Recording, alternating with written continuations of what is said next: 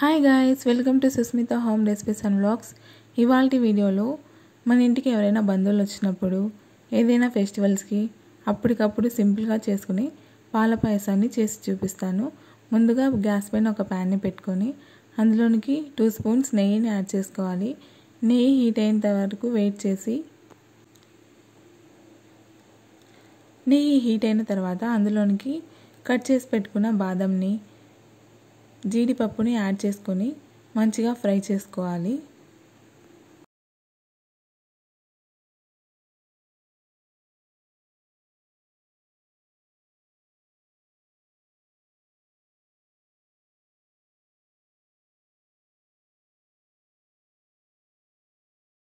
Fry అయిన dry ఫ్రూట్స్ని ఇప్పుడు వేరొక ప్లేట్లోనికి ట్రాన్స్ఫర్ చేసుకోవాలి.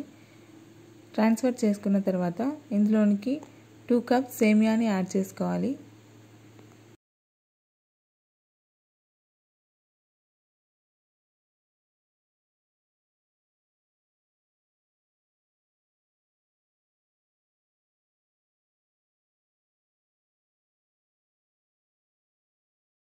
సేమియాని యాడ్ చేసుకున్న తర్వాత అటు ఇటు కదుపుతూ లో ఫ్లేమ్లో అవి గోల్డెన్ బ్రౌన్ కలర్లోనికి వచ్చేంత వరకు ఫ్రై చేసుకోవాలి.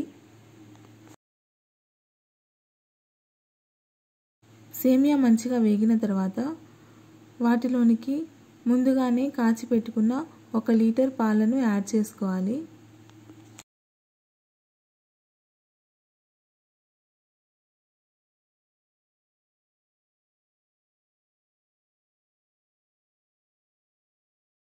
పాలని యాడ్ చేసుకున్న తర్వాత సేమియాలు ఉండలు కట్టకుండా మొత్తాన్ని ఒకసారి కలియబెట్టుకోవాలి.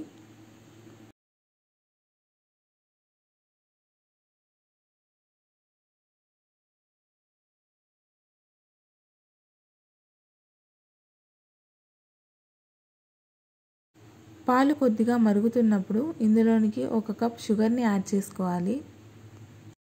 షుగర్ని యాడ్ చేసుకొని మొత్తాన్ని ఒకసారి కలియబెట్టుకోవాలి.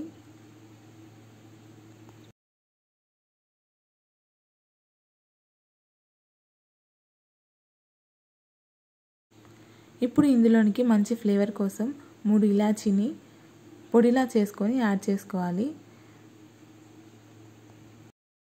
పాలు మరుగుతున్నప్పుడు సైడ్కి వచ్చిన మీగడను ఇలా గరిటె సహాయంతో పాయసంలోనికి కలుపుకోవాలి. ఇలా కలుపుకోవడం వలన పాయసంకి మంచి టేస్ట్ వస్తుంది. ఇప్పుడు ఇందులోనికి నెయ్యిలో ఫ్రై చేసి పెట్టుకున్న డ్రై ఫ్రూట్స్ని మిక్స్ చేసుకోవాలి. మిక్స్ చేసుకొని ఒక 5 మినిట్స్ పాటు ఉడికించి